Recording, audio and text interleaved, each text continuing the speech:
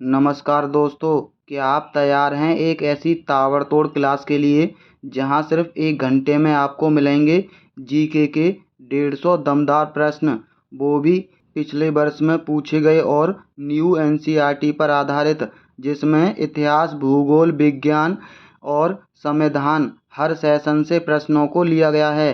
तो चलिए, पैट में अच्छा स्कोर करने के लिए ये सुपरहिट क्लास होने वाली है।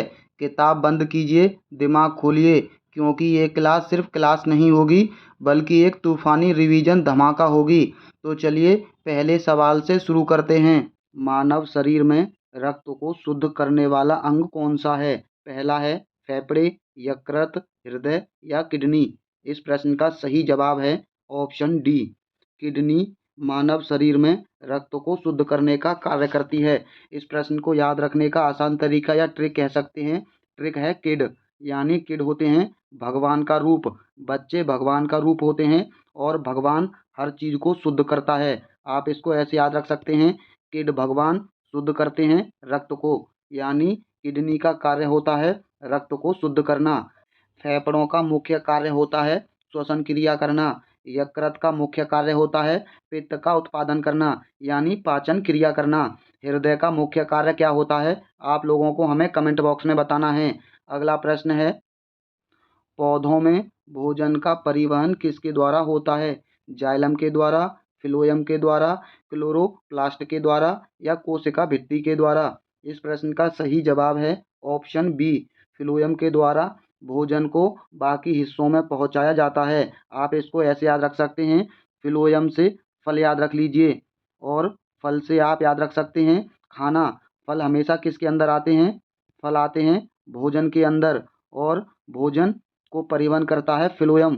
फा से फल, फा से फ्लोएम, आप दोनों चीज़ों को याद रख सकते हैं। और जाइलम का कार्य होता है जल को बाकी हिस्सों तक पहुंचाना। जा से याद रख लीजिए जाइलम और जा से याद रख लीजिए जल, यानी जा से जल, फा से फल, जा से जाइलम, फा से फ्लोएम। अगला प्रश्न है, जल का घनत्व अधिकतम होता है 0 डिग्री सेल्सियस पर, 4 डिग्री सेल्सियस पर, 100 डिग्री सेल्सियस पर, 10 डिग्री सेल्सियस पर। इस प्रश्न का सही जवाब है ऑप्शन बी, 4 डिग्री सेल्सियस पर जल का घनत्व सबसे अधिक होता है। आप इसको ऐसे याद रख सकते हैं, 4 पैग पीने के बाद हर इंसान अपनी अधिकतम सीमा पर पहुंच जाता है, तो 4 डिग्री पर जल का घनत्व सबसे अधिकतम होता है। आप इन दोनों को जोड़कर याद रख सकते हैं। और जल 0 डिग्री पर जम जाता है और 100 डिग्री पर सबसे अधिक उबलता है, यानी भाप बन जाता है। अगला प्रश्न है, पृथ्वी अपनी धुरी पर कितने समय में एक चक्कर पूरा करती है?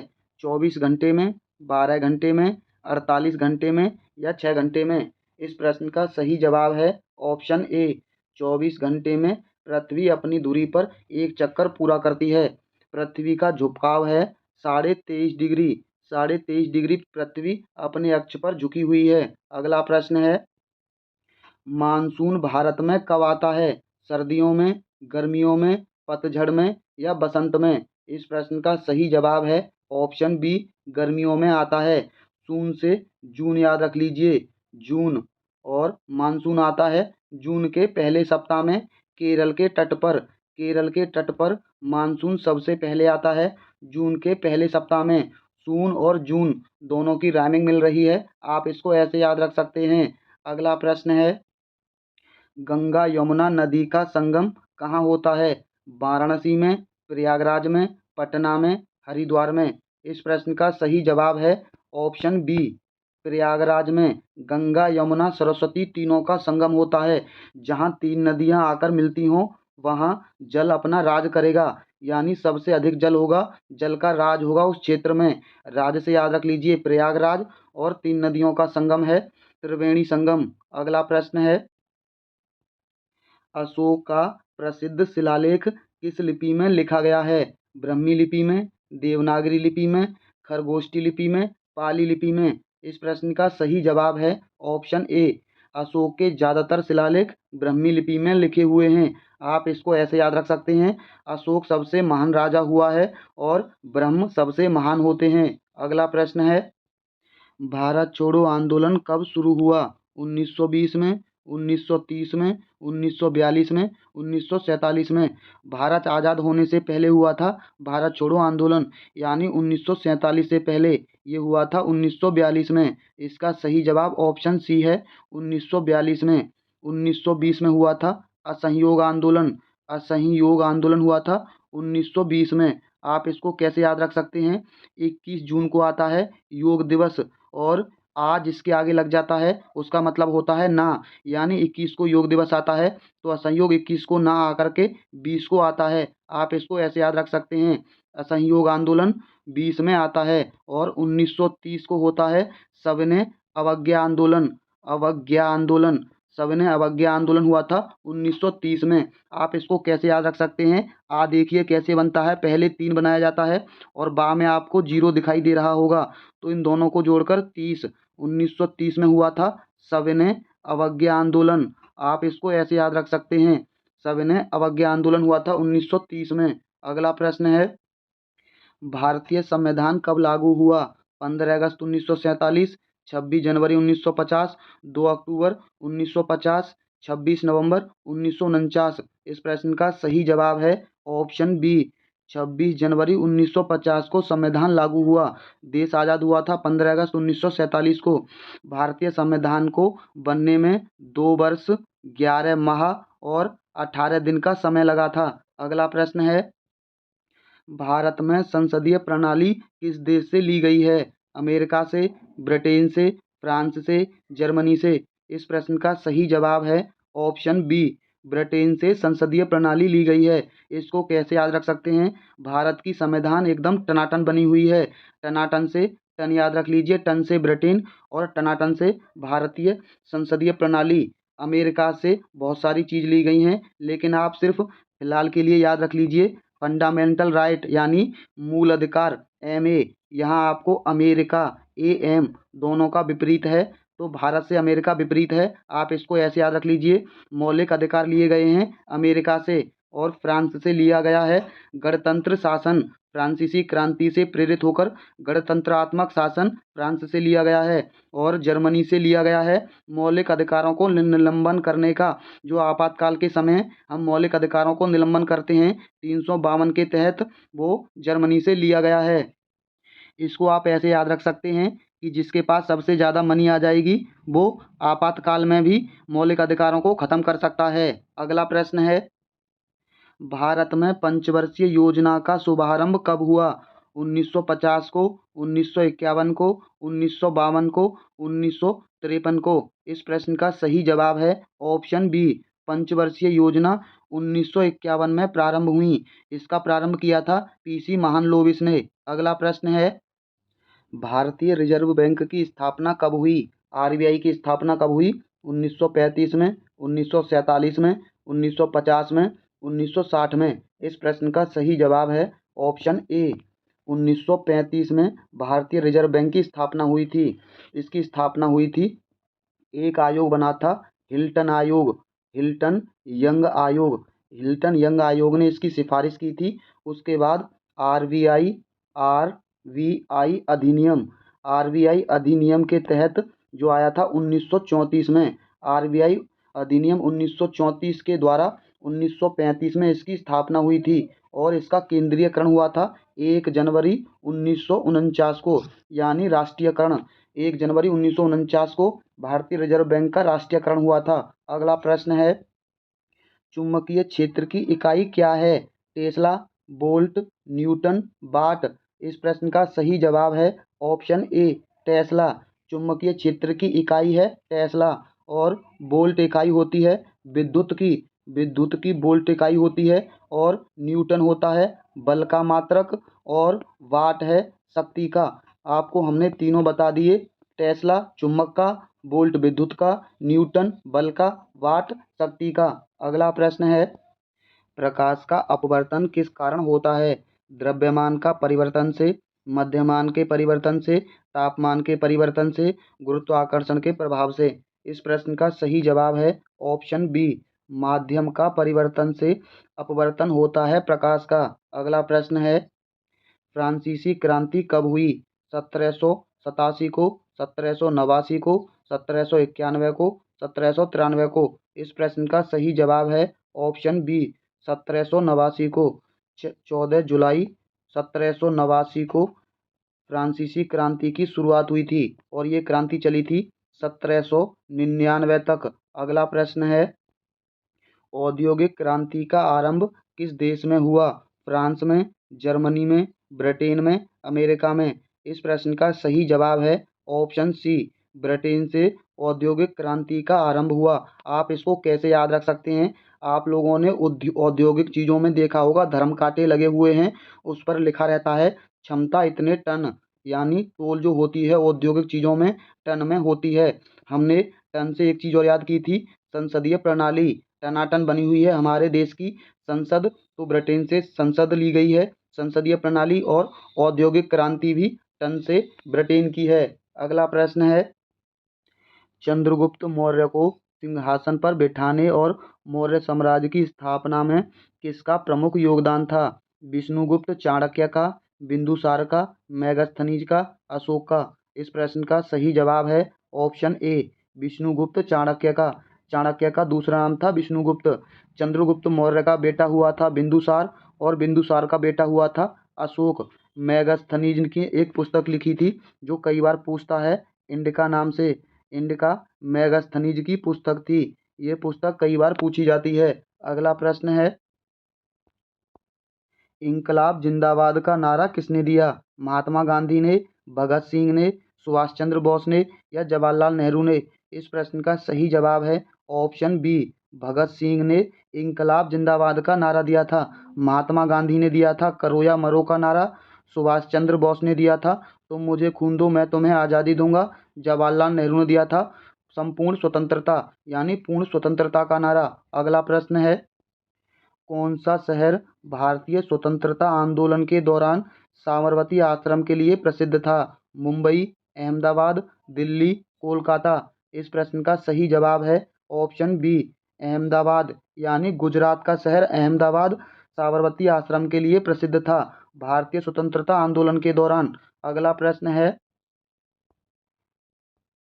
जलियांवाला बाग हत्याकांड कब हुआ? 1919 में, 1920 में, 1921 में, 1925 में? ये प्रश्न बहुत ही इम्पोर्टेंट हो जाता है क्योंकि हाल ही में इस पर एक मूवी बनी है केसरी 2। इस प्रश्न का सही जवाब ऑप्शन ए है, 1919 में जलियांवाला बाग हत्याकांड हुआ था। रॉलेट एक्ट के विरोध में जलियांवाला बाग में लोग आंदोलन कर रहे थे, जो जनरल डायर ने उन पर गोली चलाकर उनकी हत्या की थी। 1919 में जलियांवाला बाग हत्याकांड हुआ था। अगला प्रश्न है, रेगिस्तान की भूमि के रूप में किस भारतीय राज्य को जाना जाता है? राजस्थान को, गुजरात को, पंजाब को, या हरियाणा को? राजस्थान को रेगिस्तान की भूमि के नाम से जाना जाता है। अगला प्रश्न है, भारत का सबसे बड़ा नदी द्वीप माजुली किस नदी पर स्थित है? गंगा नदी पर, ब्रह्मपुत्र नदी पर, यमुना नदी पर, या गोदावरी नदी पर? इस प्रश्न का सही जवाब ऑप्शन बी है, ब्रह्मपुत्र नदी पर है माजुली द्वीप। आप इसको ऐसे याद रख सकते हैं, जितने भी पुत्र हैं वो अपनी माँ के साथ मिलजुल कर रहते हैं। माँ से माजुली द्वीप और पुत्र से ब्रह्मपुत्र नदी। अगला प्रश्न है, सूर्य के चारों ओर पृथ्वी के एक चक्कर को क्या कहा जाता है? घूर्णन, परिक्रमण, कक्षा, या गति? इस प्रश्न का सही जवाब ऑप्शन बी है, परिक्रमण कहा जाता है। इससे पहले हमने कितना समय लेता है वो आपको पढ़ा दिया, वो आप लोग हमें कमेंट बॉक्स में टाइप करेंगे वीडियो को पॉज करके। और जिन लोगों ने अभी तक हमारी वीडियो को लाइक नहीं किया है वो सबसे पहले वीडियो को लाइक, और ऐसे ही बिना टाइम वेस्ट की अच्छी प्रैक्टिस के लिए हमारे चैनल को सब्सक्राइब जरूर कर लेना। अगला प्रश्न है, भारत का सर्वोच्च न्यायालय कहाँ स्थित है? मुंबई में, दिल्ली में, कोलकाता में, चेन्नई में? इस प्रश्न का सही जवाब है ऑप्शन बी, दिल्ली के अंदर। सर्वोच्च न्यायालय की स्थापना हुई थी जिस दिन हमारा भारतीय संविधान लागू हुआ था, 26 जनवरी 1950 को। 26 जनवरी 1950 को हमारा संविधान लागू हुआ और उसी दिन हमने सर्वोच्च न्यायालय की स्थापना की थी। अगला प्रश्न है, भारत के राष्ट्रपति का कार्यकाल कितने वर्ष का होता है? 4 वर्ष का, 5 वर्ष का, 6 वर्ष का, या 7 वर्ष का? इस प्रश्न का सही जवाब है ऑप्शन बी, 5 वर्ष का, केवल राज्यसभा के लोगों को छोड़कर बाकी के सभी का कार्यकाल लगभग 5 वर्ष होता है। अगला प्रश्न है, हरित क्रांति किससे संबंधित थी? औद्योगिक उत्पादन से, खाद्य उत्पादन से, जल संसाधन से, पर्यावरण संरक्षण से? इस प्रश्न का सही जवाब ऑप्शन बी है, खाद्य उत्पादन से संबंधित थी हरित क्रांति। भारत में हरित क्रांति का जनक एम.एस. स्वामीनाथन को माना जाता है और विश्व में नॉर्मन बोरलॉग को। भारत में एम.एस. स्वामीनाथन और विश्व में नॉर्मन बोरलॉग, ये हरित क्रांति के जनक हैं। अगला प्रश्न है, भारत में सबसे अधिक रोजगार देने वाला क्षेत्र कौन सा है? सेवा क्षेत्र, कृषि क्षेत्र, औद्योगिक क्षेत्र, खनन क्षेत्र? इस प्रश्न का सही जवाब है ऑप्शन बी, कृषि क्षेत्र भारत में सबसे अधिक रोजगार देता है। मानव शरीर में लाल रक्त कोशिकाओं का निर्माण कहाँ होता है? यकृत में, अस्थि मज्जा में, हृदय में या वक्ष या किडनी में? इस प्रश्न का सही जवाब है ऑप्शन बी, अस्थि मज्जा के अंदर लाल रक्त कोशिकाओं का निर्माण होता है। यानी जिसके अंदर लाल रक्त कोशिकाओं का निर्माण होता है उसके तो मजे ही मजे हैं। मज्जा, लाल रक्त कोशिकाओं का निर्माण। किडनी, हृदय और यकृत के बारे में हम आपको पहले बता चुके हैं। अगला प्रश्न है, वायुमंडल की कौन सी परत पृथ्वी पर जीवन के लिए महत्वपूर्ण है? ट्रोपोस्फियर यानी क्षोभ मंडल, स्ट्रेटोस्फियर यानी समताप मंडल, मीजोस्फियर यानी मध्य मंडल और थर्मोस्फियर यानी तापमंडल? इस प्रश्न का सही जवाब है ऑप्शन ए, ट्रोपोस्फियर यानी क्षोभ मंडल। जितने भी मौसमी घटनाएं होती हैं वो सभी क्षोभ मंडल के अंदर होती हैं। स्ट्रेटोस्फियर यानी समताप मंडल में वायुयान उड़ते हैं और मध्य मंडल में जितने भी उल्कापिंड पृथ्वी की तरफ आते हैं वो जल जाते हैं। इसी के अंदर हमें टूटते तारे दिखाई देते हैं। और थर्मोस्फियर के अंदर हमारे जितने भी अंतरिक्ष स्टेशन होते हैं वो सभी थर्मोस्फियर के अंदर पाए जाते हैं। अगला प्रश्न है, प्रकाश वर्ष किसकी इकाई है? समय की, दूरी की, द्रव्यमान की या ऊर्जा की? इस प्रश्न का सही जवाब है ऑप्शन बी, दूरी की इकाई है प्रकाश वर्ष। एक प्रकाश वर्ष में दूरी होती है 9.461 ट्रिलियन किलोमीटर। ट्रिलियन किलोमीटर होता है। ये प्रश्न पूछ लेता है और इसको ऑप्शन में दे देता है। इसका सही जवाब जब आपसे पूछा जाएगा तो 9.461 गुणा 10⁻12 ये होगा एक प्रकाश वर्ष की इकाई। अगला प्रश्न है, भारत में नालंदा विश्वविद्यालय की स्थापना किसने की? अशोक ने, चंद्रगुप्त मौर्य ने, कुमारगुप्त ने, हर्षवर्धन ने? इस प्रश्न का सही जवाब है ऑप्शन सी, कुमारगुप्त ने नालंदा विश्वविद्यालय की स्थापना की थी। नालंदा विश्वविद्यालय को किसने जलाया था? आप लोग हमें कमेंट बॉक्स में बताना। अगला प्रश्न है, भारतीय राष्ट्रीय कांग्रेस का गठन कब हुआ? 1875 में, 1880 में, 1885 में, 1890 में? इस प्रश्न का सही जवाब है ऑप्शन बी, 1885 में भारतीय राष्ट्रीय कांग्रेस का गठन हुआ था। भारतीय राष्ट्रीय कांग्रेस के संस्थापक माने जाते हैं ए.ओ. ह्यूम, जो एक अंग्रेज शासक थे। और इसके पहले अध्यक्ष थे डब्ल्यू.सी. बनर्जी यानी व्योमेश चंद्र बनर्जी। अगला प्रश्न है, किसने भारतीय संविधान का मसौदा तैयार किया था? जवाहरलाल नेहरू ने, डॉक्टर बी.आर. अम्बेडकर ने, महात्मा गांधी ने, सरदार पटेल ने? इस प्रश्न का सही जवाब है option B, doctor Bhimrao Ambedkar ने। प्रारूप समिति के अध्यक्ष थे डॉक्टर भीमराव अम्बेडकर, उन्होंने ही मसौदा तैयार किया था। जवाहरलाल नेहरू थे संविधान में संघ संविधान समिति के अध्यक्ष और सरदार पटेल थे प्रांतीय प्रांतीय संविधान समिति के अध्यक्ष।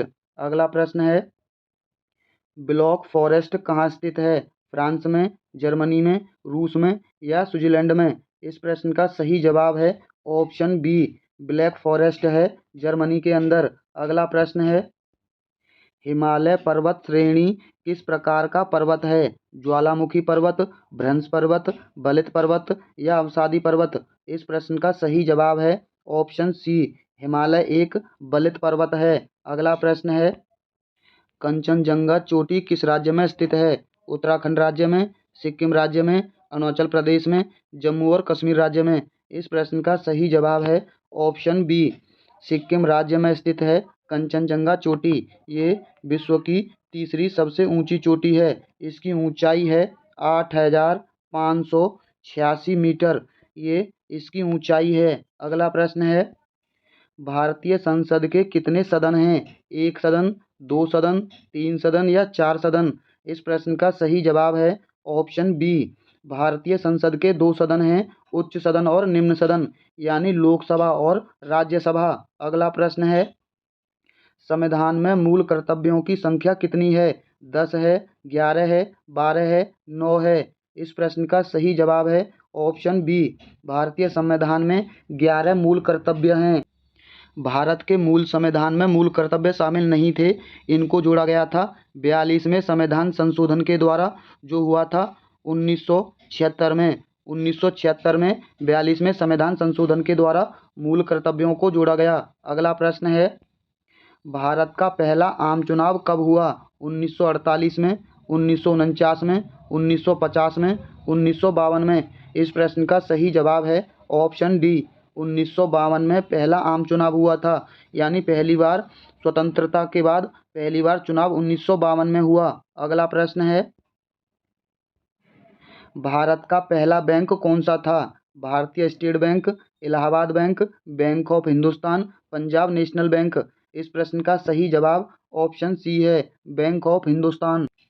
बैंक ऑफ हिंदुस्तान की स्थापना हुई थी 1770 में। ये भारत का पहला बैंक था। अगला प्रश्न है, भारत में योजना आयोग की स्थापना कब हुई थी? 1948 में, 1950 में, 1952 में, 1955 में? इस प्रश्न का सही जवाब है ऑप्शन बी। 1950 में भारत में योजना आयोग की स्थापना हुई थी। इसके अध्यक्ष प्रधानमंत्री होते हैं। अब आपको कमेंट बॉक्स में बताना है कि वर्तमान में योजना आयोग के अध्यक्ष कौन हैं। अगला प्रश्न है, मुद्रास्फीति किसका परिणाम है? मांग में वृद्धि का, पूर्ति में कमी का, ए बी दोनों का, या इनमें से कोई नहीं? इसका सही जवाब ऑप्शन सी है, ए बी दोनों का, यानी मांग में वृद्धि और पूर्ति में कमी का मुद्रास्फीति परिणाम है। अगला प्रश्न है, पानी का रासायनिक सूत्र क्या है? CO2 है, H2O है, NaCl है, O2 है? इस प्रश्न का सही जवाब है ऑप्शन बी, H2O पानी का रासायनिक सूत्र है। CO2 है कार्बन डाइऑक्साइड का, NaCl है सोडियम क्लोराइड का, O2 है ऑक्सीजन का। अगला प्रश्न है, मानव शरीर का सामान्य तापमान कितना होता है? 98 degree Fahrenheit, 98.6 degree Fahrenheit, 97 degree Fahrenheit या 99 डिग्री फ़ारेनहाइट? इस प्रश्न का सही जवाब है ऑप्शन बी, 98.6 डिग्री फ़ारेनहाइट। अगर सेल्सियस में पूछता है तो 37 डिग्री सेल्सियस होता है मनुष्य का सामान्य तापमान। अगला प्रश्न है, न्यूटन का तीसरा नियम क्या कहता है? हर क्रिया के बराबर और विपरीत प्रतिक्रिया होती है। बल द्रव्यमान गुणा त्वरण होता है। गति में वस्तु तब रहती है जब तक उस पर बाहरी बल न लगे। द्रव्यमान ऊर्जा में परिवर्तित हो सकता है। इस प्रश्न का सही जवाब है ऑप्शन ए। न्यूटन का तीसरा नियम कहता है कि हर क्रिया के बराबर और विपरीत प्रतिक्रिया होती है। आपको हम लोगों को बताना है कि ये दोनों नियम कौन कौन से हैं, पहला है या दूसरा नियम। अगला प्रश्न है, भारतीय उपमहाद्वीप में सबसे बड़ी झील कौन सी है? वुलर झील, चिल्का झील, सांबर झील या पुरी झील? इस प्रश्न का सही जवाब ऑप्शन बी है, चिल्का झील। चिल्का झील स्थित है उड़ीसा के अंदर। अगर प्रश्न में पूछता है कि मीठे पानी की सबसे बड़ी झील, तब इसका सही जवाब वुलर झील होगा। वुलर झील है जम्मू कश्मीर में। अगला प्रश्न है, भारतीय संविधान में संविधान संशोधन प्रक्रिया किस अनुच्छेद में है? अनुच्छेद 360 में, अनुच्छेद 368 में, अनुच्छेद 370 में, अनुच्छेद 390 में? इस प्रश्न का सही जवाब है ऑप्शन बी, अनुच्छेद 368 के द्वारा हम भारतीय संविधान में संशोधन कर सकते हैं। अगला प्रश्न है, भारतीय संविधान में कितनी अनुसूचियां हैं? 10 हैं, 12 हैं, 8 हैं या 11 हैं? वर्तमान में भारतीय संविधान में 12 अनुसूचियां हैं। मूल संविधान में कितनी अनुसूचियां थीं? आप लोग कमेंट बॉक्स में बताना। अगला प्रश्न है, भारतीय तिरंगे हरे झंडे में हरे रंग का क्या महत्व है? शक्ति और साहस, शांति और सच्चाई, विकास और उर्वरकता, बलिदान? इस प्रश्न का सही जवाब ऑप्शन सी है, विकास और उर्वरकता। अगला प्रश्न है, भारतीय स्वतंत्रता संग्राम में सविनय अवज्ञा आंदोलन कब शुरू हुआ? 1919, 1920, 1930, 1942। हमने आपको तीनों आंदोलन बता दिए हैं। तीनों का जवाब आप लोग हमें कमेंट बॉक्स में देना। आपको हम ट्रिक भी बता देते हैं। अवज्ञा, अब आपको देखना है कि इनमें से किस वर्ष में सविनय अवज्ञा आंदोलन हुआ था। आपको ट्रिक निकाल कर इसको जवाब हमें कमेंट बॉक्स में देना है। कौन सा स्थान जंजीरा का प्रसिद्ध किला के लिए जाना जाता है? गुजरात राज्य, महाराष्ट्र, केरल या कर्नाटक? इस प्रश्न का सही जवाब है ऑप्शन बी, महाराष्ट्र राज्य के अंदर जंजीरा का किला है। ये महाराष्ट्र राज्य के रायगढ़ में स्थित है। रायगढ़ के अंदर है हमारा जंजीरा का किला। अगला प्रश्न है, खालसा पंथ की स्थापना किसने की थी? गुरु अर्जुन देव ने, गुरु हरगोविंद सिंह ने, गुरु गोविंद सिंह ने, गुरु नानक देव ने? इस प्रश्न का सही जवाब है ऑप्शन सी, गुरु गोविंद सिंह ने खालसा पंथ की स्थापना की थी। खालसा पंथ की स्थापना हुई थी 1699 के अंदर। गुरु गोविंद सिंह सिखों के 10वें नंबर के गुरु थे। इन्होंने ही खालसा पंथ की स्थापना की थी। गुरु अर्जुन देव सिखों के 5वें नंबर के गुरु थे। गुरु हरगोविंद ये 6वें नंबर के गुरु थे। और गुरु नानक देव ये पहले नंबर के गुरु थे। सिख धर्म चलाया था गुरु नानक देव ने, यानी गुरु नानक देव को सिख धर्म का संस्थापक माना जाता है। खालसा पंथ का संस्थापक गुरु गोविंद सिंह को, ये 10वें नंबर के गुरु हैं और नानक देव पहले नंबर के गुरु हैं। अगला प्रश्न है, भारत का सबसे बड़ा कोयला उत्पादक राज्य कौन सा है? झारखंड है, छत्तीसगढ़ है, उड़ीसा है, पश्चिम बंगाल है? इस प्रश्न का सही जवाब है ऑप्शन ए, झारखंड भारत का सबसे बड़ा कोयला उत्पादक राज्य है। इसके बाद छत्तीसगढ़ और उड़ीसा का नाम आता है। अगला प्रश्न है, भारत में सबसे ऊंचा जलप्रपात कौन सा है? जोग जलप्रपात, कंचन जलप्रपात, शिमला जलप्रपात या दूधसागर जलप्रपात? इन चारों में से जो सबसे ऊंचा है वो है जोग फॉल्स यानी जोग जलप्रपात। ये है कर्नाटक राज्य में। कर्नाटक राज्य के अंदर है हमारा जोग फॉल्स। कंचन फॉल्स है सिक्किम राज्य में और शिमला फॉल्स है हिमाचल प्रदेश में। दूध सागर है गोवा में। एक चीज़ समझ लीजिए, भारत में जो सबसे ऊंचा जलप्रपात है वो है कूचिकल जलप्रपात। लेकिन एग्जाम में कूचिकल नहीं पूछता है, वो पूछता है केवल जोग फॉल्स के बारे में, क्योंकि ज़्यादातर एग्जामों में कूचिकल कहीं देखने को नहीं मिला है, जोग अधिकतर एग्जामों में देखने को मिला है। तो अगर एग्जाम में प्रश्न आता है तो आपको जोग जलप्रपात ही देखने को मिलेगा, भारत में सबसे ऊंचा जलप्रपात। अगला प्रश्न है, कौन सी नदी दक्षिण गंगा के नाम से जानी जाती है?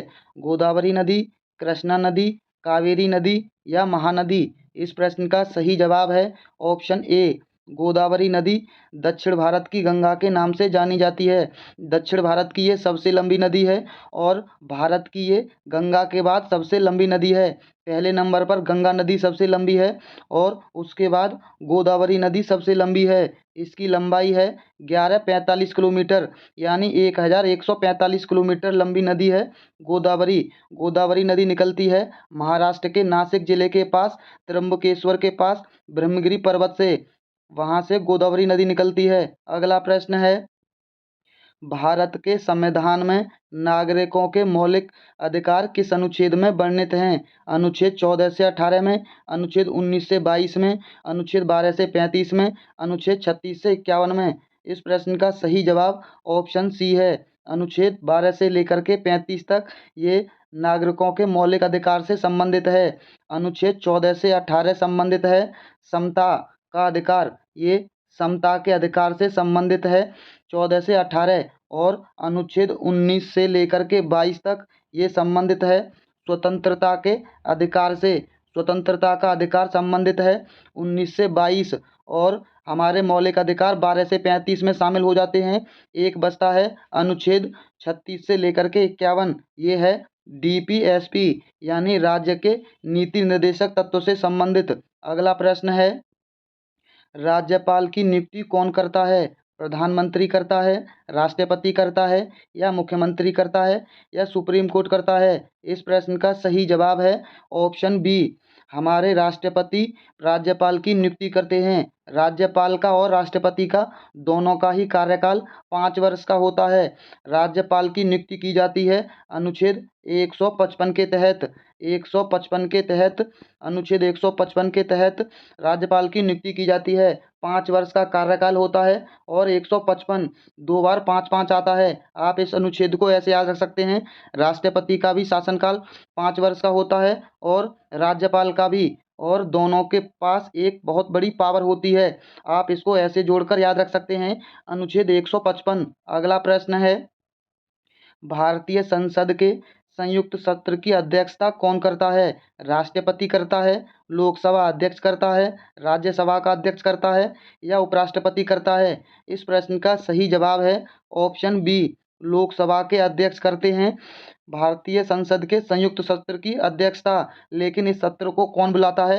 राष्ट्रपति इस सत्र को बुला सकते हैं। राष्ट्रपति लोकसभा और राज्यसभा के संयुक्त सेशन को बुलाते हैं। अध्यक्षता लोकसभा का अध्यक्ष करता है। उपराष्ट्रपति और राज्यसभा अध्यक्ष ये दोनों ही एक ही व्यक्ति होते हैं। अब आपको कमेंट बॉक्स में बताना है कि वर्तमान में हमारे लोकसभा अध्यक्ष ओम बिरला हैं और राज्यसभा यानी उपराष्ट्रपति कौन है? आप ये हमें कमेंट बॉक्स में बताना। अगला प्रश्न है, भारत में सेवा कर की शुरुआत किस वर्ष से हुई थी? 1990 से, 1992 से, 1994 से, 1995 से? इस प्रश्न का सही जवाब है ऑप्शन तीसरा, सेवा कर की शुरुआत हुई थी 1994 से। अगला प्रश्न है, रुपया शब्द का पहली बार उपयोग किसने किया था? शेरशाह सूरी ने, अकबर ने, बाबर ने या हुमायूं ने? इसका सही जवाब है ऑप्शन ए, शेरशाह सूरी ने। शेरशाह सूरी ने एक चांदी का सिक्का जारी किया था। उसी चांदी के सिक्के को शेरशाह सूरी ने रुपया कहा था। उस रुपये का वजन था 11.34 ग्राम। ये शेरशाह सूरी का शासनकाल था 1540 से लेकर के 1545 तक। इसने 5 वर्ष शासन किया था। इसी के दौरान इसने चांदी का एक सिक्का जारी किया था, उसका नाम रखा था रुपया। अगला प्रश्न है, मिनिमम सपोर्ट प्राइस यानी एमएसपी किसके लिए होता है? फसलों के लिए, खाद्य के लिए, मशीनीकरण के लिए या जल संसाधन के लिए? इस प्रश्न का सही जवाब है ऑप्शन ए, फसलों के लिए होता है एमएसपी। पहली बार एमएसपी लागू हुआ था 1966-67 के दौरान। 1966-67 में पहली बार एमएसपी लागू हुआ था। अगला प्रश्न है, डेंगू बुखार किस मच्छर से फैलता है? एंडीज मच्छर से, एनोफिलीज से, क्यूलेक्स से या टाइगर मच्छर से? इस प्रश्न का सही जवाब है ऑप्शन ए, संक्रमित एंडीज मादा मच्छर से डेंगू बुखार फैलता है। डेंगू बुखार का जो मच्छर होता है वो दिन में काटता है। अगला प्रश्न है, पेनिसिलिन की खोज किसने की थी? एलेक्जेंडर फ्लेमिंग ने, लुई पास्चर ने, रॉबर्ट कोच ने, जे थॉमसन ने? इस प्रश्न का सही जवाब ऑप्शन ए है, एलेक्जेंडर फ्लेमिंग ने पेनिसिलिन की खोज की थी। ये प्रश्न अनगिनत बार एग्जाम में रिपीट हुआ है, इसीलिए ये प्रश्न इम्पोर्टेंट हो जाता है। लुई पास्चर ने खोज की थी रेबीज के टीके की। रेबीज का जो टीका है उसकी खोज की थी लुई पास्चर ने। और रॉबर्ट कोच ने खोज की थी क्षय रोग की, जिसे हम तपेदिक भी कहते हैं। क्षय रोग की खोज की थी रॉबर्ट कोच ने। और जे थॉमसन ने खोज की थी इलेक्ट्रॉन की। इलेक्ट्रॉन की खोज पहली बार जे थॉमसन ने की थी। इलेक्ट्रॉन की खोज जे थॉमसन ने, रॉबर्ट कोच ने क्षय रोग की, लुई पास्चर ने रेबीज के टीका की और अलेक्जेंडर फ्लेमिंग ने पेनिसिलिन की। अगला प्रश्न है, हवा में सबसे अधिक मात्रा में कौन सी गैस होती है? Oxygen, carbon dioxide, nitrogen, organ? इस प्रश्न का सही जवाब है ऑप्शन सी, नाइट्रोजन गैस हवा में सबसे अधिक मात्रा में होती है वायुमंडल में। ये है 78% वायु के अंदर नाइट्रोजन गैस पाई जाती है और ऑक्सीजन पाई जाती है 20.9%, जिसे हम 21% मान लेते हैं। 21% वायु के अंदर ऑक्सीजन पाई जाती है। अगला प्रश्न है, हृदय का आकार किससे मिलता जुलता होता है? मुट्ठी से, गेंद से, नाशपाती से या बेलन से? इस प्रश्न का सही जवाब है ऑप्शन ए, मुट्ठी से मिलता जुलता होता है हमारे दिल का आकार। अगला प्रश्न है, कार्बन डाइऑक्साइड गैस का उपयोग मुख्य रूप से किस में होता है?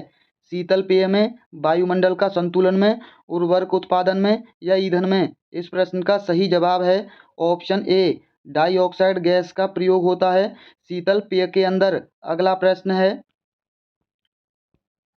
ऊर्जा का मात्रक क्या है? वोल्ट है, जूल है, वाट है या एम्पियर है? इस प्रश्न का सही जवाब है, ऊर्जा का मात्रक क्या होता है? वोल्ट होता है, जूल होता है, वाट होता है या एम्पियर होता है? इस प्रश्न का सही जवाब ऑप्शन बी है, ऊर्जा का मात्रक होता है जूल। वोल्ट और एम्पियर ये दोनों मात्रक होते हैं विद्युत के दोनों ही मात्रक होते हैं, वोल्ट और एम्पियर।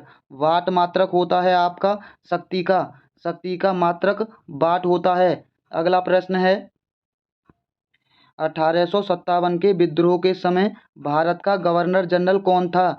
लॉर्ड डलहौजी था, लॉर्ड कैनिंग था, लॉर्ड विलियम बेंटिंक था या लॉर्ड रिपन था? इस प्रश्न का सही जवाब था ऑप्शन बी, लॉर्ड कैनिंग 1857 की क्रांति के समय भारत का गवर्नर जनरल था। अगला प्रश्न है, किसे भारतीय संविधान का जनक कहा जाता है? महात्मा गांधी को, जवाहरलाल नेहरू को, डॉक्टर बी आर अम्बेडकर को या सरदार पटेल को? इस प्रश्न का सही जवाब है option C, doctor B R Ambedkar को संविधान का जनक माना जाता है। इन्हें हम संविधान के पिता के नाम से भी जानते हैं, डॉक्टर बी आर अम्बेडकर को।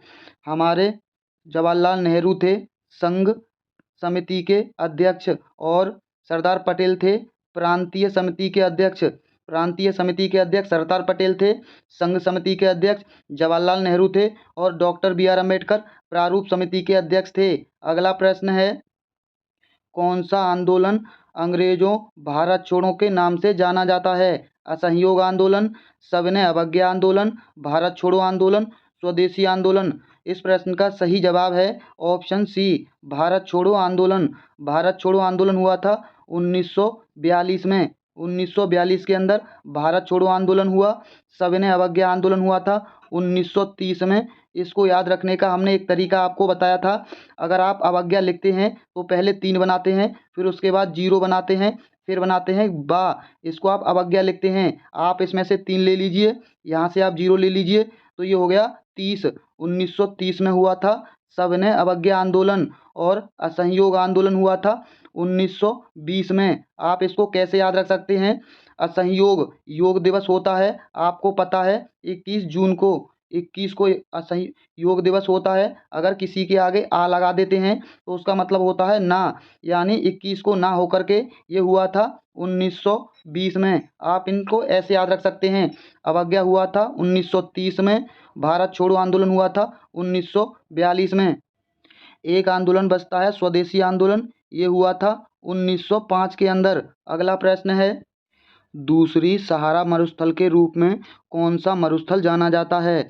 गोबी मरुस्थल, थार मरुस्थल, कालाहारी मरुस्थल, अंटार्कटिका मरुस्थल? इस प्रश्न का सही जवाब है ऑप्शन बी, थार मरुस्थल को हम दूसरी सहारा मरुस्थल के नाम से जानते हैं। ये राजस्थान में है। गोबी मरुस्थल है मंगोलिया और चीन के अंदर। आप इसको ऐसे याद रख सकते हैं, गोबी मंगालिया। कालाहारी मरुस्थल है नामाबिया और साउथ अफ्रीका में। अगला प्रश्न है, ज्वार और भाटा का मुख्य कारण क्या है? सूर्य का आकर्षण, चंद्रमा का गुरुत्वाकर्षण, पृथ्वी का घूर्णन या महासागरों की गहराई? इस प्रश्न का सही जवाब है ऑप्शन बी, चंद्रमा का गुरुत्वाकर्षण। आमतौर पर समुद्र में ज्वार भाटा एक दिन में 2 बार देखने को मिलता है और सबसे ऊंचा ज्वार भाटा आता है महीने में 2 बार, अमावस्या और पूर्णिमा को। जब सूर्य, पृथ्वी और चंद्रमा एक सीध में आते हैं तब सबसे ऊंचा ज्वार भाटा समुद्र में देखने को मिलता है। अगला प्रश्न है, भारत में राज्यपाल का कार्यकाल कितने वर्षों का होता है? ये हम आपको बता चुके हैं, राज्यपाल का कार्यकाल 5 वर्ष का होता है। राज्यसभा के सदस्यों को छोड़कर लगभग बाकी के सभी लोगों का कार्यकाल 5 वर्ष का होता है। राज्यसभा के जो सदस्य होते हैं उनका कार्यकाल 6 वर्ष का होता है। अगला प्रश्न है, राज्यसभा के सदस्यों का कार्यकाल कितने वर्ष का होता है? ये हमने आपको अभी अभी बताया है, 6 वर्ष का होता है। अगला प्रश्न है, संविधान के किस अनुच्छेद में अल्पसंख्यकों के अधिकार का वर्णन है?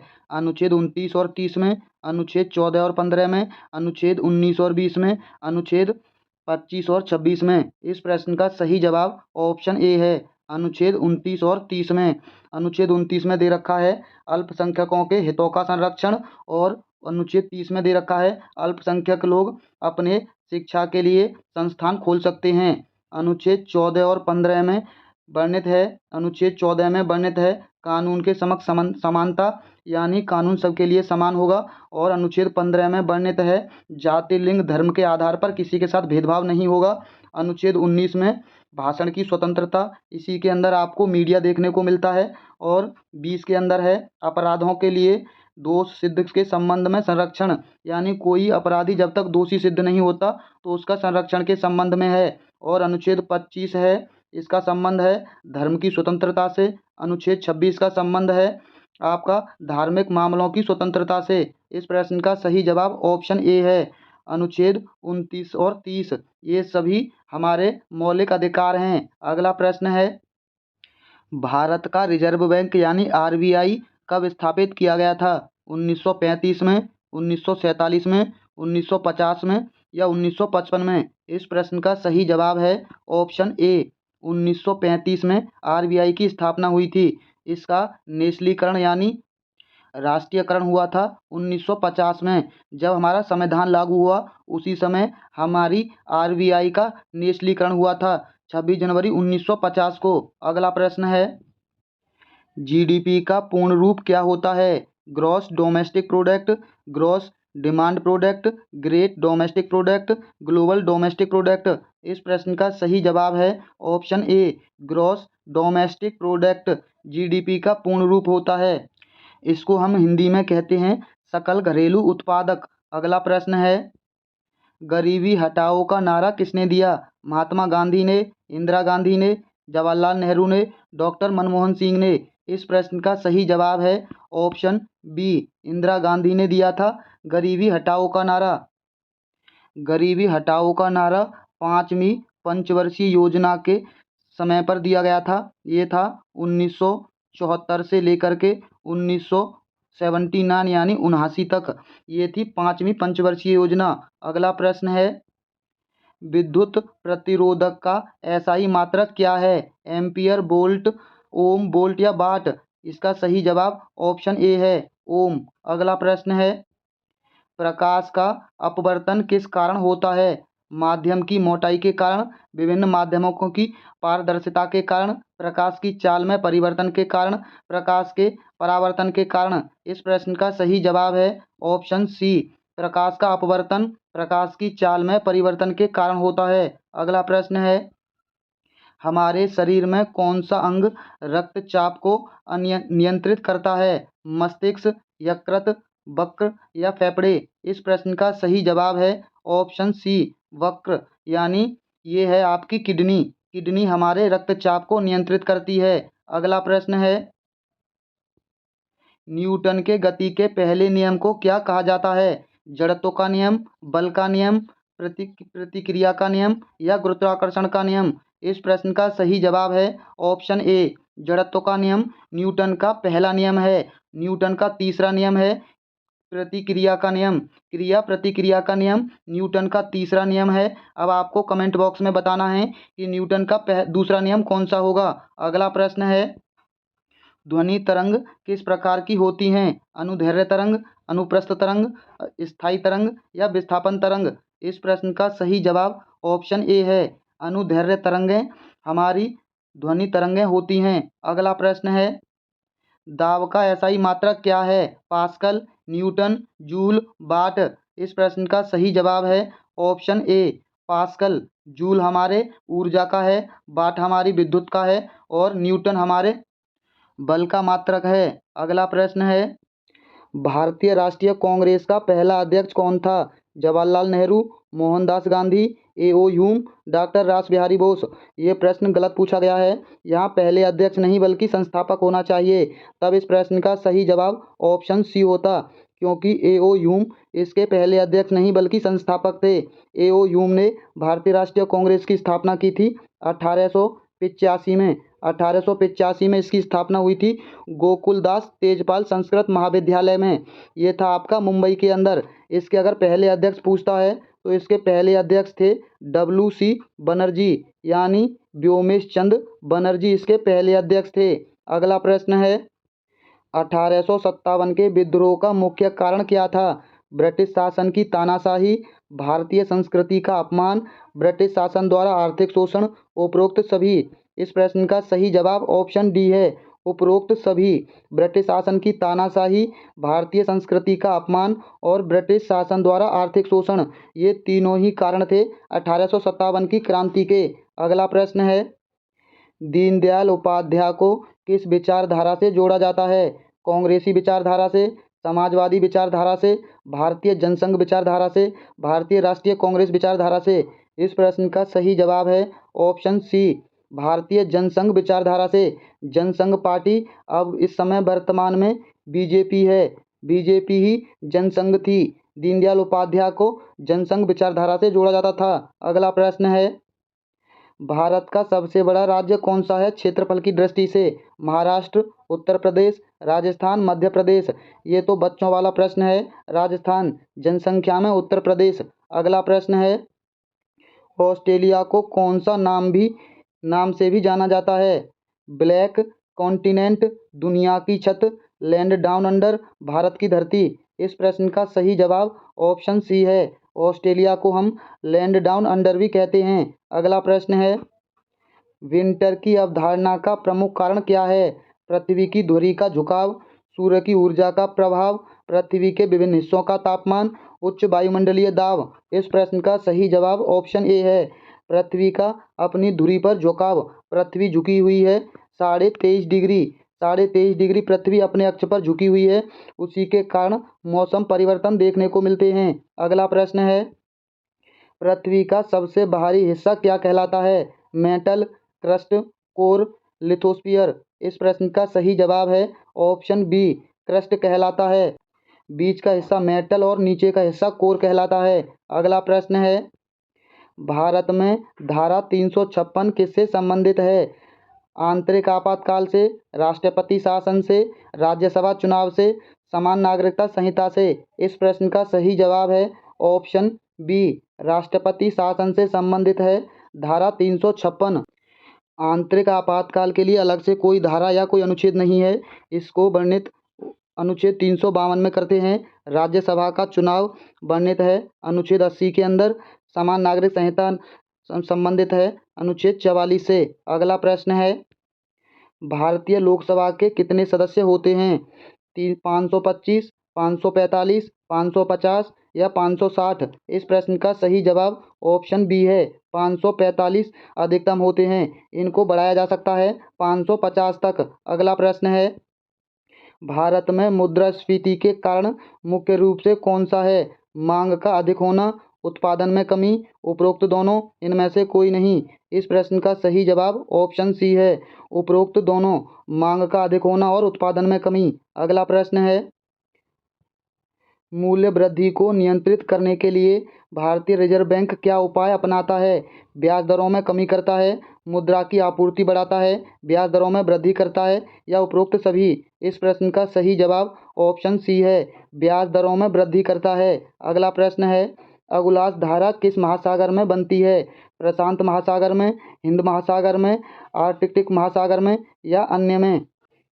अगुलास जलधारा है आपकी हिंद महासागर में, हिंद महासागर के अंदर बनती है अगुलास जलधारा। ये एक गर्म जलधारा है, आप इसको ऐसे याद रख सकते हैं अगु और आग, आग भी गर्म होती है और अगुलास जलधारा भी गर्म जलधारा है।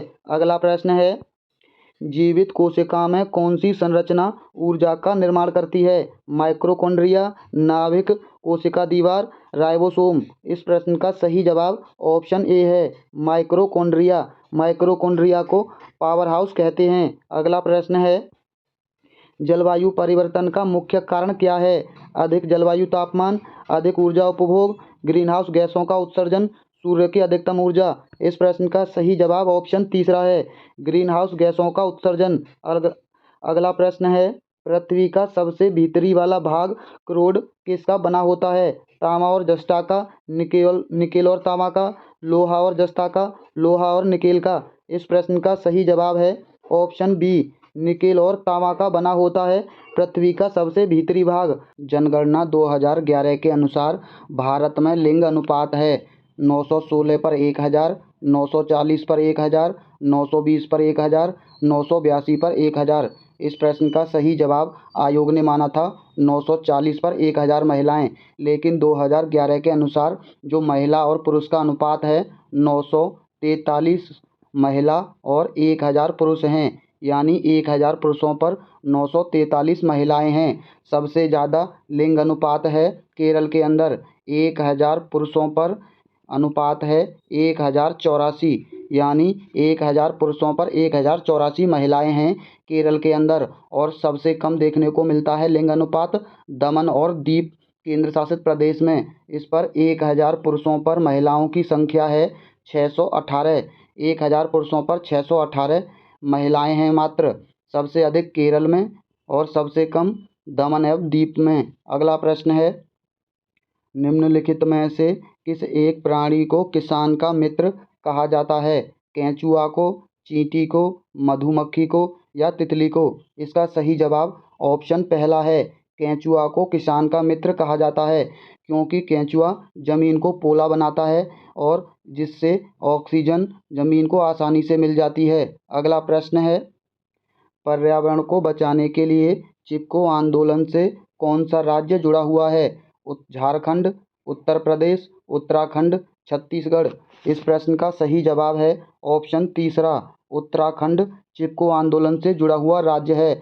चिपको आंदोलन की शुरुआत हुई थी 1970 के दशक में, लगभग 1973 के आसपास इसकी शुरुआत की थी। सुंदरलाल बहुगुणा का नाम सबसे पहले आता है, लेकिन इनके साथ दो लोग और थे, चंडी प्रसाद भट्ट और गौरा देवी। इन तीनों का संबंध चिपको आंदोलन से है। अगला प्रश्न है, जीवों के, यहाँ जियो नहीं होगा, जीवों के व्यवहार का अध्ययन किया जाता है नियोलॉजी में, इटियोलॉजी में, इथोलॉजी में, डेमोलॉजी में? इसका सही जवाब है ऑप्शन तीसरा, इथोलॉजी में जीवों के व्यवहार का अध्ययन किया जाता है और नियोलॉजी में किया जाता है तंत्र का अध्ययन और इटियोलॉजी में किया जाता है रोगों के कारणों का अध्ययन और डेमोलॉजी में मानववादी गतिविधियां और उनके व्यवहार का अध्ययन किया जाता है।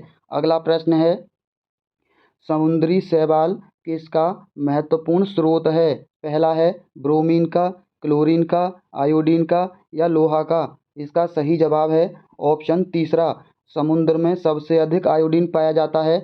जो सबसे महत्वपूर्ण स्रोत है नमक का, समुद्र के अंदर नमक अधिक मात्रा में पाया जाता है। अगला प्रश्न है, सैक यानी लाइकेन है रसायन, स्वपोषी, परजीवी, अपघटक, सहजीवी? इसका सही जवाब है ऑप्शन डी, लाइकेन है सहजीवी। सहजीवी का मतलब होता है जो एक दूसरे को साथ देते हैं, जो एक दूसरे को सहयोग प्रदान करते हैं। जैसे लाइकेन और कवक, इन दोनों का संबंध बहुत ही महत्वपूर्ण होता है। यहाँ लाइकेन प्रकाश संश्लेषण के द्वारा भोजन बनाता है और कवक उसी लाइकेन यानी शैवाल को आश्रय और नमी प्रदान करता है। स्वपोषी वो जीव होते हैं जो अपना भोजन स्वयं से बनाते हैं। परजीवी वो होते हैं जो किसी और पर डिपेंड रहते हैं, यानी किसी होस्ट के शरीर में रहते हैं और उसके शरीर को नुकसान पहुंचाते हैं। अपघटक वे जीव होते हैं जो किसी को तोड़कर नष्ट कर देते हैं, किसी चीज़ को तोड़कर खाकर नष्ट कर देते हैं, वे अपघटक जीव होते हैं। अगला प्रश्न है, सीएनजी का ईंधन के रूप में किस में इस्तेमाल होता है? उद्योगों में, वाहनों में, खाना बनाने में, वाहनों एवं उद्योग दोनों में?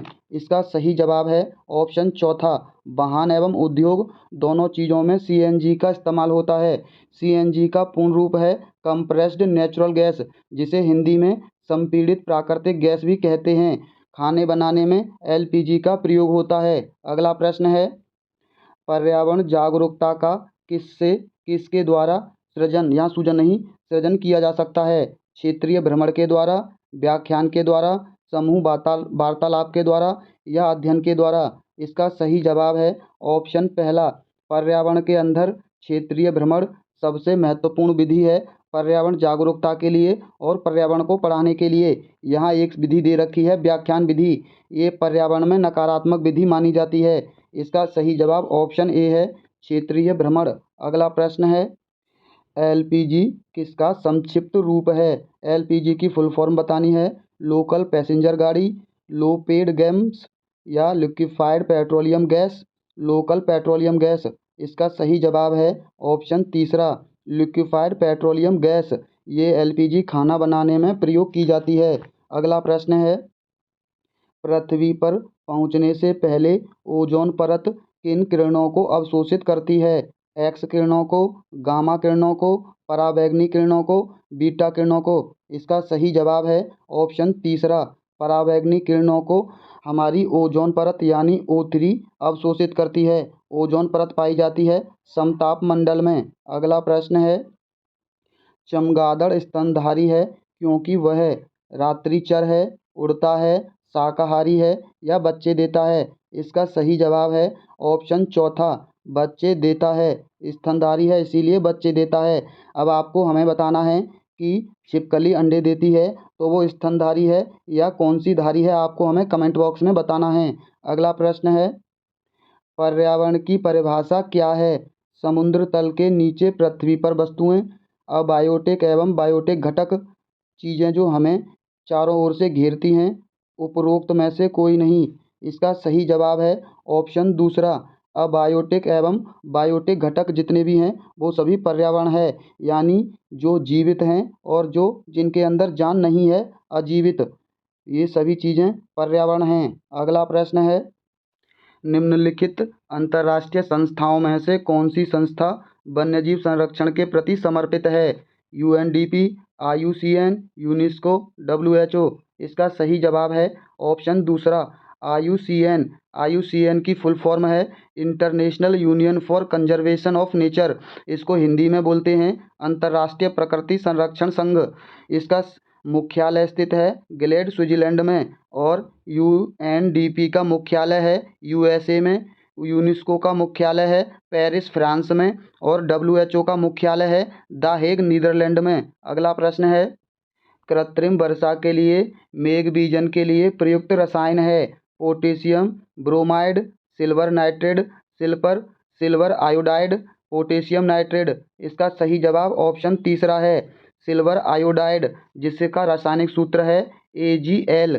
अगला प्रश्न है, बायोडीजल तैयार किया जाता है जोटरफा से, यूट्रिकालेरिया से, देवदार से, यूकेलिप्टस से। इसका सही जवाब है ऑप्शन ए, जोटरफा से बायोडीजल प्राप्त किया जाता है। यूकेलिप्टस को हम प्राकृतिक का आतंकवादी पेड़ कहते हैं। ये सबसे ज़्यादा पानी खींचता है पृथ्वी से। अगला प्रश्न है, विश्व ओजोन दिवस मनाया जाता है 16 सितंबर को, 21 मार्च को, 25 अप्रैल को, 5 जून को। इसका सही जवाब है ऑप्शन ए, 16 सितंबर को मनाया जाता है विश्व ओजोन दिवस। 21 मार्च को मनाया जाता है अंतर्राष्ट्रीय वन दिवस और विश्व डाउन सिंड्रोम दिवस। 25 अप्रैल को मनाया जाता है विश्व मलेरिया दिवस और अंतर्राष्ट्रीय प्रतिनिधि दिवस। 5 जून को मनाया जाता है विश्व पर्यावरण दिवस। अगला प्रश्न है, सिल्वीकल्चर संबंधित है सिल्क से, वन एवं वन्य उत्पादन से, फूल से, उर्वरक से। इसका सही जवाब है ऑप्शन दूसरा, सिल्वीकल्चर का संबंध है वन एवं वन्य उत्पादन से। अगला प्रश्न है, निम्नलिखित में से किस जनपद में चंद्रप्रभा वन्यजीव अभयारण्य स्थित है? चंदौली में, लखीमपुर खीरी में, लखनऊ में, वाराणसी में। इसका सही जवाब है ऑप्शन ए, चंदौली में स्थित है चंद्रप्रभा वन्यजीव अभयारण्य। ये वाराणसी से 70 किलोमीटर दूरी पर स्थित है। लखीमपुर खीरी में स्थित है दुधवा राष्ट्रीय उद्यान और किशनपुर वन्यजीव अभयारण्य। ये दोनों लखीमपुर खीरी में स्थित हैं। लखनऊ में कोई अभयारण्य नहीं है और वाराणसी में ज़्यादा प्रसिद्ध अभयारण्य नहीं है। इसके अंदर है कछुआ वन्यजीव अभयारण्य। अगला प्रश्न है, निम्नलिखित में से कौन द्वितीय श्रेणी का उपभोक्ता है? द्वितीय श्रेणी का उपभोक्ता होता है जो मांसाहारी होता है। आयोग ने इसका सही जवाब माना था पहला और तीसरा दोनों को, क्योंकि सांप और शेर ये दोनों मांसाहारी जीव हैं जो द्वितीय श्रेणी के उपभोक्ता हैं। हाथी और बकरी ये प्रथम श्रेणी के उपभोक्ता हैं। अगला प्रश्न है, झूम खेती, यहाँ खोती नहीं खेती होगी, खेती होती है बिहार में, केरल में, मेघालय में, तमिलनाडु में। इसका सही जवाब है ऑप्शन तीसरा, मेघालय राज्य में झूम की खेती होती है। झूम की खेती में वनों को काटकर जला देते हैं और उस भूमि को जोता नहीं जाता है, बल्कि ऐसे ही बीज छिड़क दिए जाते हैं और एक बार एक फसल होने के बाद उस जगह को ऐसे ही कुछ वर्षों के लिए छोड़ दिया जाता है, फिर अन्य जगह पर ऐसी ही खेती की जाती है। अगला प्रश्न है, शुष्क बर्फ किसका ठोस रूप है?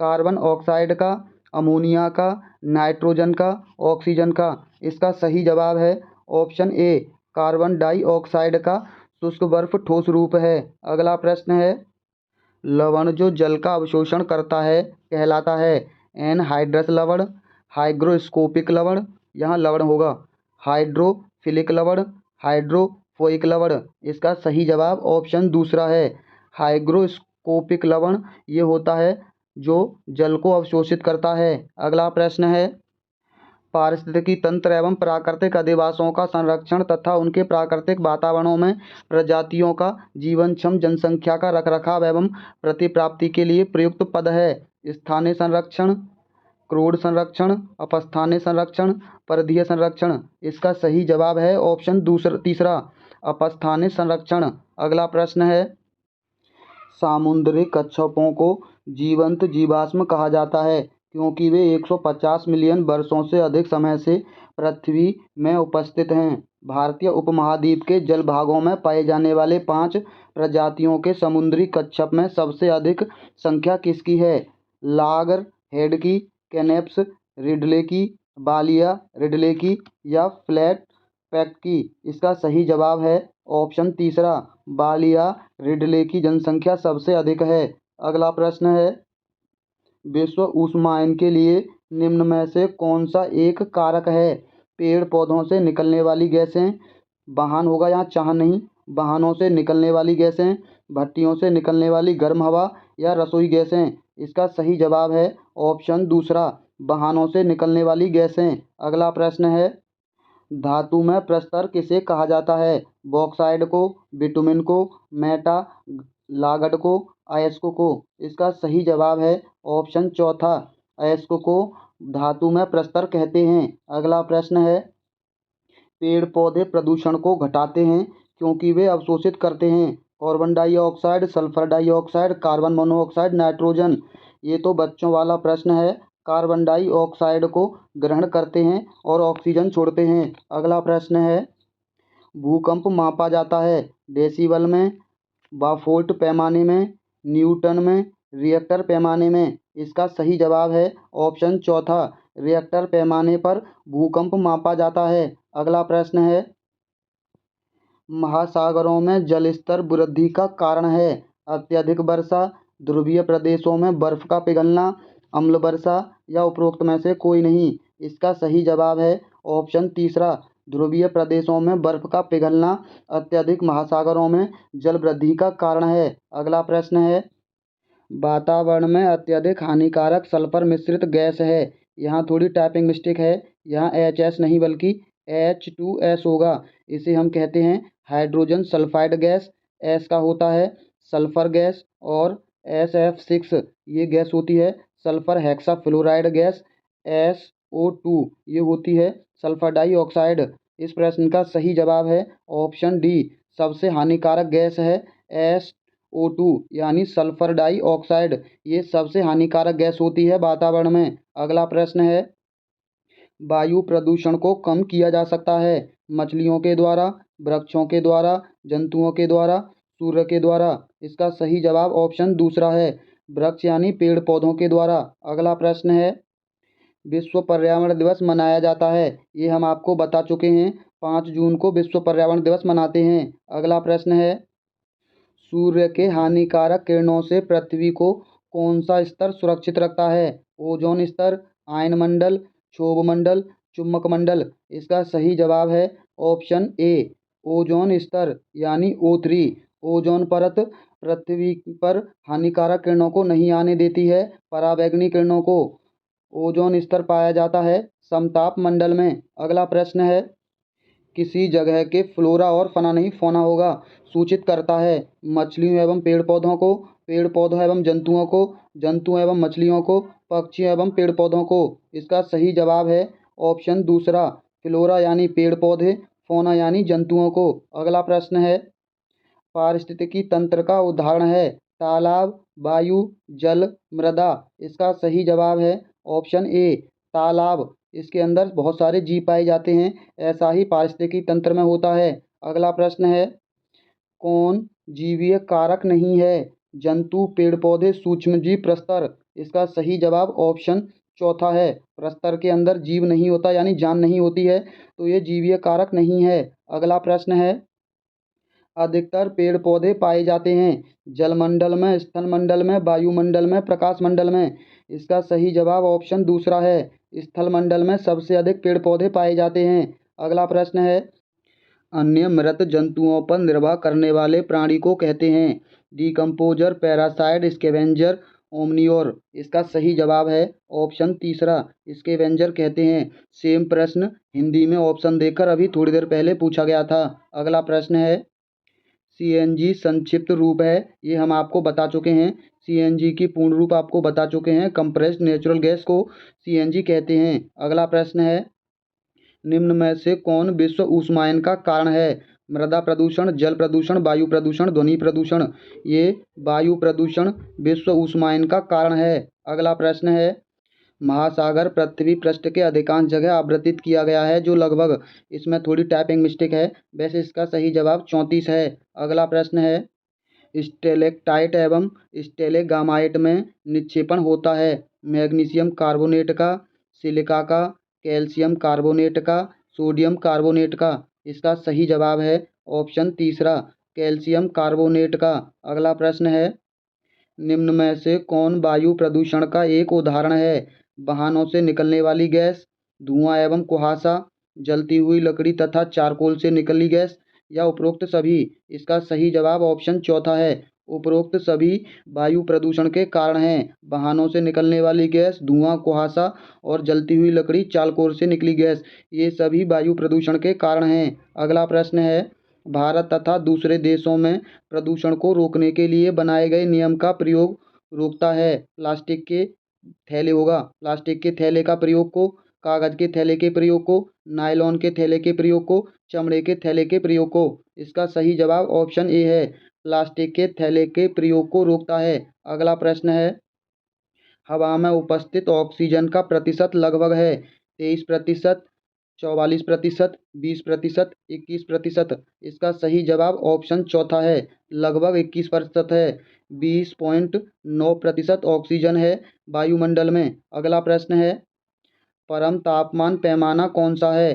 फ़ारेनहाइट, केल्विन, केल्विन, ये सभी। इसका सही जवाब ऑप्शन तीसरा है, केल्विन परम ताप में पैमाना होता है। अगला प्रश्न है, प्रकाश संश्लेषण संपादित होता है सभी जंतुओं एवं पौधों के द्वारा, सभी पौधों के द्वारा, सभी हरे पौधों के द्वारा, वायरसों के द्वारा। इसका सही जवाब ऑप्शन तीसरा है, सभी हरे पेड़ पौधों के द्वारा प्रकाश संश्लेषण होता है। अगला प्रश्न है, ध्वनि या ध्वनि प्रदूषण मापा जाता है डेसी में, फोन में, डेसिबल में, डेसिमल में। इसका सही जवाब ऑप्शन तीसरा है, डेसिबल में पाया जाता है। जो लोग फिलहाल आईपीएल देख रहे हैं उनको ये चीज़ दिखाई देती होगी जब शोर मीटर दिखाया जाता है। अगला प्रश्न है, निम्न में से कौन सी अंतर्राष्ट्रीय संस्था पूरे विश्व में पर्यावरण सुरक्षा की देखभाल करती है? WHO, WWF, PETA, UN। इसका सही जवाब है ऑप्शन ए, WHO, विश्व स्वास्थ्य संगठन। इसका मुख्यालय हमने आपको बता दिया है, द हेग में है। अगला प्रश्न है, कीटनाशकों के अत्यधिक इस्तेमाल से होगा ध्वनि प्रदूषण, वायु प्रदूषण, जल प्रदूषण, ये सभी। इसका सही जवाब ऑप्शन तीसरा है, जल प्रदूषण होगा कीटनाशकों के अत्यधिक इस्तेमाल से। अगला प्रश्न है, निम्न में से कौन पर्यावरण के लिए हानिकारक है? कपड़ा, कागज, धातु, प्लास्टिक। ये प्रश्न बहुत ही आसान है, इसका जवाब आप लोग हमें कमेंट बॉक्स में बताएंगे। और अगर आपको ऐसे ही बिना टाइम वेस्ट की अच्छी प्रैक्टिस करनी है तो आप हमारी वीडियो को लाइक और हमारे चैनल को सब्सक्राइब जरूर कर लेना, हम आपका कभी भी टाइम वेस्ट नहीं करेंगे। तो चलिए मिलते हैं बहुत जल्द अगली वीडियो में। वीडियो देखने के लिए बहुत बहुत धन्यवाद।